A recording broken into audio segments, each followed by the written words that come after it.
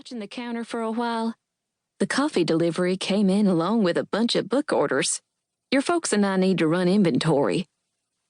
A couple years ago, Liberty and Justice's folks, Mr. and Mrs. Gordon, owned the used bookstore next door. They must have tired out their imaginations given their kids' creative names because their store had just been called Used Books. But then that all changed. The inside wall between Mama's coffee shop and their bookstore had been demolished, and A Latte Books, Windy Bottom's first and only bookstore café, with new books, not just used ones, was where Lib, Jus, and I spent our summers. Us kids got stuck washing dishes, shelving books, or whatever else needed doing. Jus rubbed the back of his neck. Actually, ma'am, we were just about to go to the... I kicked him. Mama raised her eyebrows and stepped inside, letting the swinging door thwop back and forth behind her. Cooper Goodman. She poked me with her clipboard. You're up to something, and if you think that something happens to involve the skeleton at the playground, then you've got another thing coming. The store is brimming over with people, and I need your help. Where was Gramps when I needed him? He would have let us go. In fact, I reckon he would have even given us a ride to the playground. He might be a stickler for the rules, but he had his mischievous side, too. The bell dinged at the coffee counter. Mama glanced out the small rectangular window that was set in the kitchen door. It's Merriweather and Ruth. Checking the time on her watch, she sighed. I have to go. She turned to leave, but stopped and nodded at the two sisters standing at the counter. Don't forget you'll need to bring them their order. Lord knows we don't want them trying to carry their coffee again. Not after yesterday's fiasco. Yes, ma'am. Gramps will be in later on to help. But right now, sugar, I need you not distracted by talk of a skeleton. She patted my cheek. Ma, I whispered.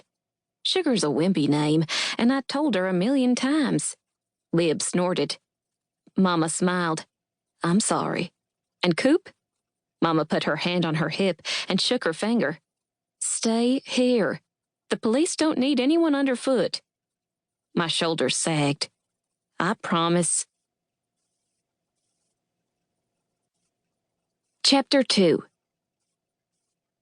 Liberty and Justice followed me through the swinging kitchen door to the front where whitewashed brick walls, overloaded bookcases, and hardwood floors the color of roasted coffee beans greeted us.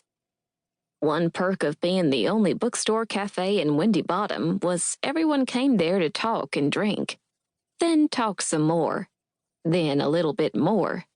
Plus, owing to the fact that a dead body just got itself uncovered, the place was full of people needing to caffeinate their shock back down to acceptable levels of chit-chat.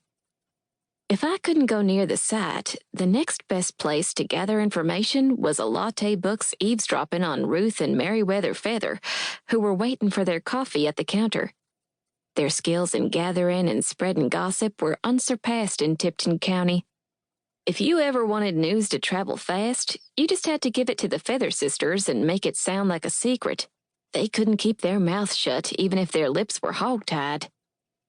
The Feather sisters were teachers and had taught everyone in Windy Bottom for the past 100 years, or close to it. Between the two of them, they knew the history of the whole town. They had retired from teaching a few years back due to illness. Said they were sick of the school, and the school was sick of them. Just told me he was pretty sure he suffered from the same disease. Look at those two. Liberty nudged me and gestured with her head toward Miss Ruth and Miss Merriweather. They look like a pair of jays with their chittering and chattering. Both wore hats with a sprout of blue feathers on the side, reminding me that today was Thursday. They'd assigned a different color feather for each day of the week. I whispered to Justice, how about you and Lib wipe down tables? Try to listen in on people's conversations. Bet you they're talking about that skeleton. I rubbed my hands down the front of my jeans to dry any dishwater from them and walked to where the Feather sisters leaned against the counter. The usual, ladies? Miss Ruth smiled. Does a hound dog hunt? I mustered up the most charm possible.